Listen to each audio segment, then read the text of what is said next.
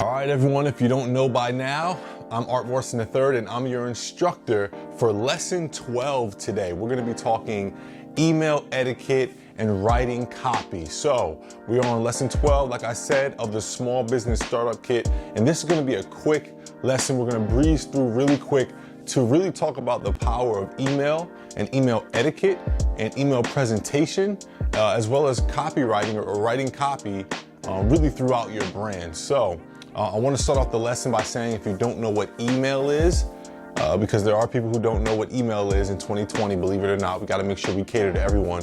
Email is literally what it sounds like. Mail, meaning traditional mail. Meaning electronic, which traditionally means internet, right? So we're sending mail through the internet. Right now, we all have the capability to receive email on our phones, as well as computers or any device that connects to the internet, being that now we're up to 4G and 5G technology in regards to internet speeds. All of us have access to the internet pretty much all the time. So emailing in the professional world is the number one way of communicating, the number one way of record keeping, and the number one way of contacting and presenting yourself properly in business. So if you're a phone caller, like some of my partners and colleagues, if you're a texter, like me and some of my millennial friends, that's okay. All that stuff it's fine, it's cool, it's all great and dandy, but emailing is gonna be the most powerful tool for a couple of reasons. Reason number one, the fastest way to get in contact with someone and come to a solution is making a phone call, right? And we probably could add a whole phone etiquette lesson on here, but it kind of goes without saying, that's the quickest and easiest way to come to a solution and get in contact with someone. But the flaw in phone calls is that if you ever play the game phone tag, right, things can get lost in translation. The power in email is that everything is in writing and on record. So when you have an agreement in writing and on record in email, everybody is responsible for holding up their end of the agreement. When you give direction, you have time to reiterate and type out that direction so that it is clear, so that a solution can be come to in the, essentially you can get the best result, right? A phone call, it's quick, it's easy, but you might not get the best result. Text message, kind of same thing. Text messages can get hairy in regards to people responding, and things can get deleted. Now, things can go wrong with emails too, but usually we're talking servers, we're talking, business emails that keep a backup of a backup when things are deleted, or, emails, if you send it to a wrong email, it'll notify you that that email is no longer in service, right? Or is no longer active. You don't get that with a text message. And to be quite honest, text messaging just isn't as professional as an email, simply because everyone knows a text message right off your hip. You texted me, that's all well and good.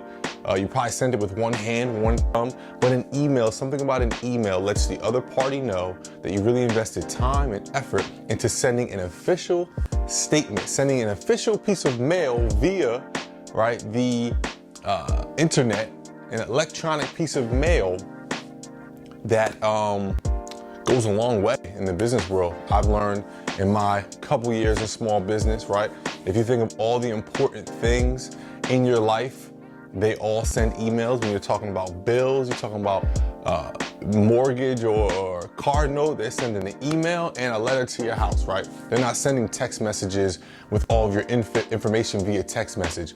There's a reason for this. Now, this might change one day. We're getting into the mobile app space where people are sending mobile app notifications and you can log in and see everything. That's a whole nother story, but right now, small business start, we're talking about from the ground up. You don't know anything about business, it's your first business, or maybe you have one and you just want to enhance it. Let's get better at emailing. So, a couple pieces of email etiquette that I like to break down. This is going to be quick. It's not, you can take notes if you want, but these are things you do want to remember forever. Is in your emails, what you don't do in a text message that you want to do in an email is always address the party that you're emailing. All right, so I like to always start off with their name, dear so-and-so, or just so, like whatever their name is, John Doe, Jane Smith, right? I always address the party that I'm sending the email to, as opposed to a text message where you might just get right down to the question, Or you might say, hey, and then get right down to whatever it is you wanted to ask them, because text messages have threads. Emails have threads. With text, you can send a text, get instant response, and now you have a whole thread that holds the information. You want to send an email, right? And this is also part of your email etiquette, where they can respond in one response. That shows that you are taking into account their time and you're valuing their time. So when you send an email, that's what I was saying, you want to address the party, and then you want to make sure in an organized fashion, whether that means indenting, bulleting, it doesn't matter, however you want to organize it, that you clearly state everything that you need from that person or would like to present in one email. Now, the second part of email etiquette, outside of being organized and addressing them first, is grammar. All right, there are plugins for web browsers like Grammarly and things like that. It's a plugin you can install to Chrome or Safari, and it'll check your grammar for you. If you need to have an assistant or someone else check the grammar, that's fine. You can copy and paste it into Google and Google will correct it. But you have to be very intentional on not sending misspellings, poor grammar, or typos in emails, because like I said, because emails hold such weight, if you send something wrong, a smaller number or the wrong number, you request the wrong thing, not only did you waste their time when they give you the wrong response, but you also put yourself at risk of being victim to a major mistake, right? The difference between, $1,100,000 is a big difference between $1,200,000, right? 1.1, 1.2, that's a whole $100,000 missing, where like if you're in an email and you typo that email because you didn't take the time to review what it is that you said, or you used poor grammar and worded it wrong, or you misspelled a word, or you misspelled a number, you could put yourself in a position to lose a lot of money. And we can mitigate those risks by simply taking the extra time to check the email. So we addressed our recipient, we organized the email in a way that was easy to read, and now we also check for grammar, typos, and misspellings. Right now, let's take a step back and talk about when we're organizing the email. The reason why this is important is because, raise your hand in here if you do not like getting a long paragraph from anyone, text message, email, anyone. I don't like getting a long email because, again, it's disrespectful to my time and I have to surf through to find what it is I want to find. Okay, by organizing the email, by keeping sentences, or better yet, keeping paragraphs short, right? If I want to send someone 12 sentences, I'm going to break it up into 3, 3, 3, and 3, or 4, 4, and 4, so that it's easy to read, right? I might even go the extra mile and put a header or a title of each paragraph, right? So that when we revisit that email, they can immediately find what it is that I'm looking for. So I'll give an example. If I'm emailing, let's say, a school for my youth basketball organization, I want to implement my after-school program, I'm going to send 4 paragraphs, probably even 3, because I really want them to call me and set up a meeting, right? That's the solution that I want, so I don't want to give too much information, but I'm probably going to have like 3 paragraphs, 3 sentences each, and each one's going to be titled who we are, what we offer, right? These are all simple things that can get you the most results as possible when emailing. And this is extremely important as well, because I've gotten great feedback from people I do business with because my emails are easy to respond to and I'm very good at communicating. In today's day and age, the term communicating can be thrown around, or used to be able to be kind of thrown around loosely. Now it's pretty specific and obvious of what it means. You type emails clear and you get right to the bottom of stuff and you don't waste my time. There's nothing like me coming here into the office ready to work and somebody calls me and holds my ear and doesn't get to the point, or sends a long email that's long, took my time, but also didn't really get to the point, so I have to respond with a question for them to respond and then me give them an answer. Get right to the point in that email. It's very important. Now, another thing I like to add in my emails, we're talking business, we're talking getting right to the point, right? We're talking saving time. I still like to take a sentence at the beginning of the email or even at the end to wish the other party well, maybe even ask them how their day is going, maybe even mention something from a previous conversation, just to keep business human. At the end of the day, people do business with people. So we still want to be human in this email. We don't want to be robotic. It's bad enough we're sending a piece of mail electronically to the internet instantly, right? We still want to keep that human feel. So we've addressed our recipient, all right? We have organized our paragraphs. We have gotten right to the point and left no open-ended statements or questions. And we have checked on the well-being or asked about the well-being of the recipient as well. These 4 pieces, okay, are extremely, extremely important when engaging people in email, whether it's cold, warm, or a partner, right? You never know what could happen in business. You never know, you might get summoned or get a subpoena, and they have to go through your emails, and now you have all these unprofessional emails that people have to go through, and they see your emails. Or even worse, you might have to fire someone, or you yourself might, let's say, for example, you might rebrand your company, right? Or you might create a new email. And the only reason why you have your old email is to reference things. And now you can't reference things, you didn't organize your emails properly in a way that you can find information easily. And that brings me to the 5th thing, which I like to do it last because it's actually the most important, and that's your subject, all right, your email subject. Now, when sending a text message, you do not have the ability to put a subject. I mean, you could on some phones, but every phone doesn't receive a subject, meaning they're only gonna open the text message based off your name. You might not have that kind of relationship where somebody sees your name and they open your message. You might even have the opposite kind of relationship where they see your name and don't want to open the message. But with emails, right, you are able to immediately let the recipient know what level of priority, right, the content of that message is. It's extremely important. So when I'm sending an email, if I want to send an email to someone whose house I want to buy, right, I'm not going to put in the subject line, "Hey," or "email from Art."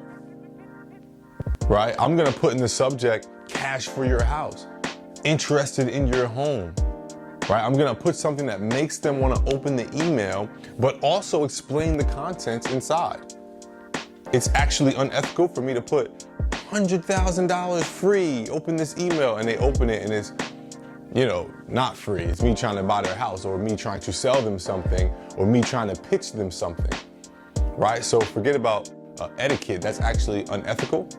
Right? So we want to make sure that our subject describes the contents of the email while enticing the recipient to open the email, right? It's almost like the subject is the first impression of the email, okay? So if your subject line is strong, right, you may get people to open and read your long, dry email where you didn't follow any of the rules I just laid out for you for email etiquette, but your subject was so strong, people went and read that email in full anyway, right? But the subject is extremely important for all those reasons I just mentioned. But here's the number one important reason why the subject is important. And I learned this, and we'll talk about this when we go over our file systems, lesson 15, 3 lessons from now. Your email inbox essentially is a file system. It holds all the records of your communications. If we go back to the beginning of this email, I talked about why we're using email instead of text in the first place. I talked about keeping record. I talked about being able to reference conversations, eliminating he say, she say by having receipts, right? Not literal receipts, but like receipts, being able to see, no, this is actually what you said on this date, on this time, and here's how I responded. Whereas a text message, you might not have that luxury. And I think telecom companies, Verizon, AT&T, they're only allowed to release text message records if, again, subpoenaed by the government, by law, right? So you can't just say, "Oh no, you said this. All right, show me the text." "Oh, well, I deleted it." Unless you're prepared to get a lawyer, you're screwed. If somebody deletes a text, it's gone. It doesn't matter what your phone says, because you can forge text, right?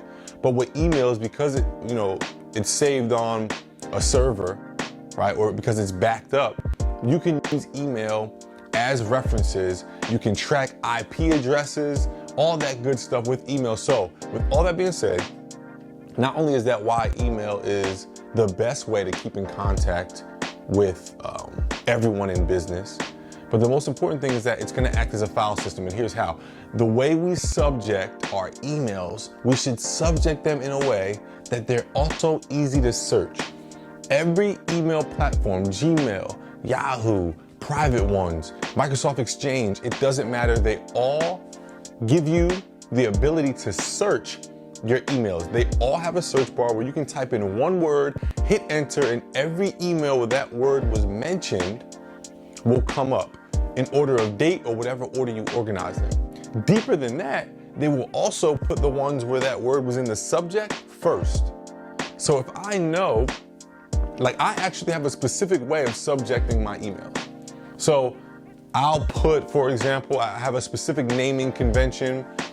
I'll put exactly what I wanted in the subject, like the premise of the subject, and then I'll put, what company it has affiliation with, right? So I'll give you an example because it kind of sounds dumb, but if I'm sending a contract and the contract is with a school and it's from my company Above Maximum Basketball, then I'm gonna subject that email Above Maximum Basketball school contract or name of the school contract. So now if 3 weeks go by and I'm like, yo, did that lady email me back? Wait, what did I say to her? Then I can go and type in the subject, the name of the school. I can type in the lady's name if I have it, which hopefully is in the email because I addressed the recipient, but I can type in what company it was, right? Was it Above Maximum Basketball? Was it United Home Relief? Was it Morrison Enterprise? Which one of my companies did I send this email from, right? But I always name them or subject them, in a way that I can always get back and search them. This is extremely important for business professionals, especially when you guys are young, you're gunning, you're doing all this stuff, these 19 lessons, you're doing all this stuff in the next 2 weeks. You're gonna be sending files to people. You're gonna be going back and forth with graphic designers, photographers, videographers. You're gonna be signing up for MailChimp, signing up for Hootsuite. All those email confirmations and verifications are gonna be coming to your email, right? You're gonna be emailing people. You're gonna be emailing support teams from all these different technologies we just learned. So if you can learn all this etiquette, it'll make your business that much more efficient, and it'll make your records that much more clean if you ever need to reference anything, right? Just last week, I had to pat myself on the back because I was looking for a document and I kind of remembered what the document was, and I just went out on a limb and typed in what I thought it was, and I was wrong, but one word was right, and that email came up. From 2018, I was able to retrieve the files that I was looking for. All right, this is a very powerful tool and ability and skill that I want all you to adapt as well. All right, so that's email etiquette. We talk subject line, we talk addressing or stating who it is, like the recipient, saying their name, right? Introducing who they are. I didn't necessarily go over introducing yourself and all that because I didn't want to get really specific. It could be a warm email, it could be someone you're already in contact with. I wanted to give general email etiquette. So we talked about subject, we talked about addressing the recipient, we talked about organizing, right, your copy. We talked about, what else did we talk about, guys? We talked about, checking your grammar, typos, and misspellings, which is huge. And then we talked about checking on your recipient, always asking them, how they're doing, referencing maybe a previous conversation, and always just adding in that human factor. It goes a long, long way. The last thing I want to talk about on this lesson is not about email, but I want to take this email strategy that I just gave you. I hope you guys took your notes. This ended up being longer than I thought, but whatever, I can't help but deep dive on these topics because this is very important. As you get going in your business, you'll realize you're sending out hundreds of emails a day, and this lesson may be one of the most important lessons. But everything we just talked about in email, that skill is copywriting or writing copy, meaning content leveraging words, right? So writing an Instagram caption, that's a talent, okay? When you're, like, we design brochures, yeah, the visual part is talent and design, and you have to be creative, but writing the copy on that brochure that's gonna spark emotion or evoke emotion out of the reader is a talent as well.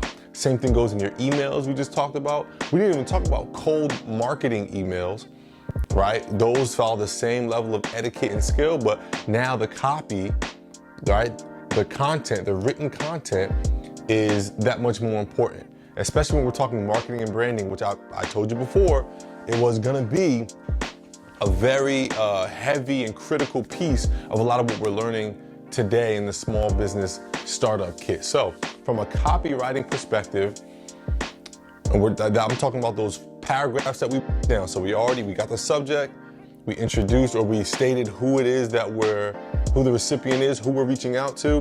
We have our body of paragraphs, whether it's 3, whether it might even be 1, it might be short and sweet. And then we have what we address, or we humanize the email, and then we close out, which we'll talk about as our signature when we go back to emails.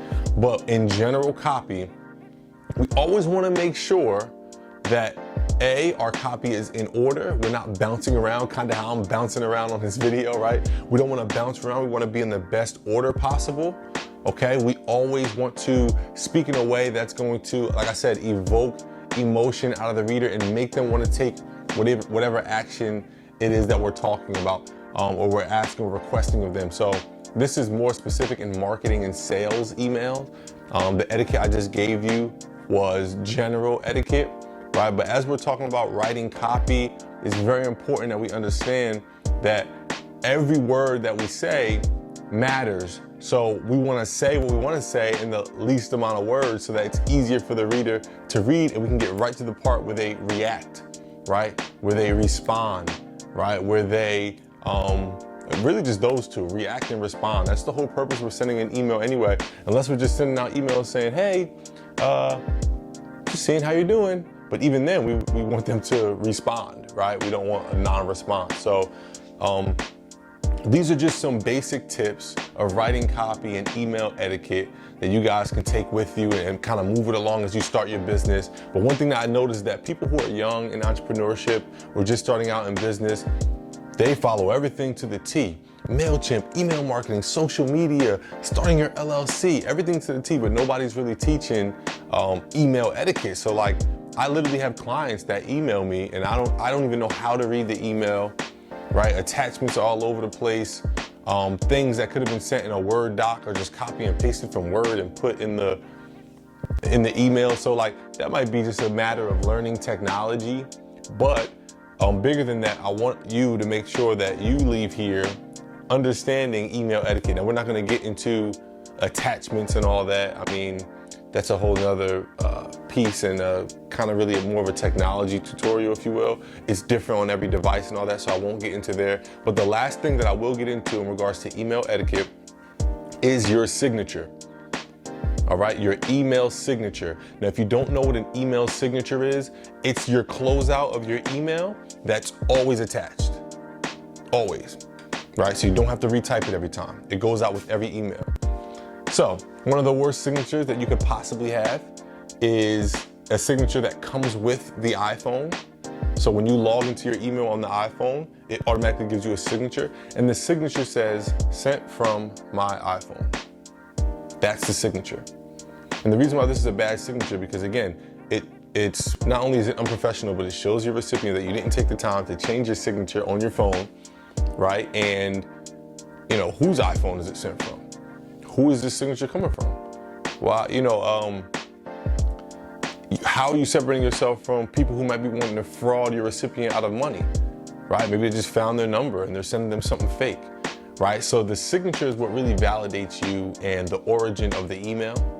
What should be in your signature is A, your name, B, your position. So like mine would say CEO, president, manager, right? Or whatever your position might be. Even if this is your job signature, this could help. It might be your position at your job, but for most of us on here, it's gonna be owner, CEO, something of that sort.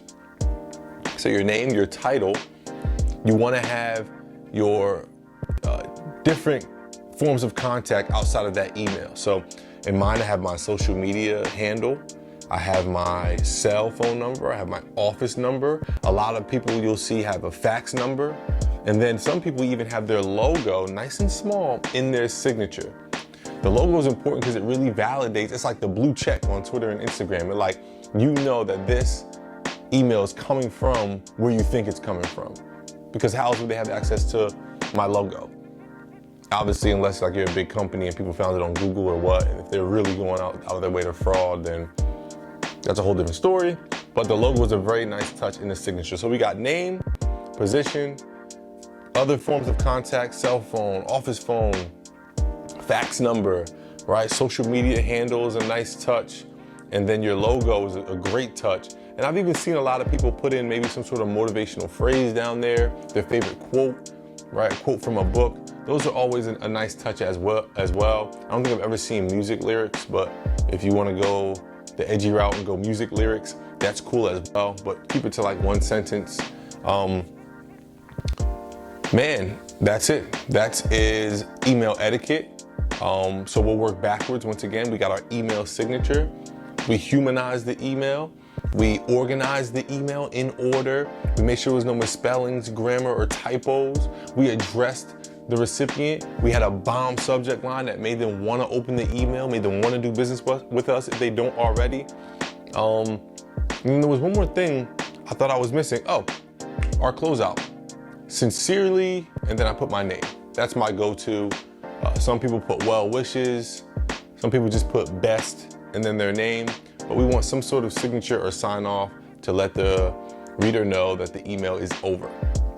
Okay, so my go-to is sincerely, Art Morrison III, and then my signature, and I hit send.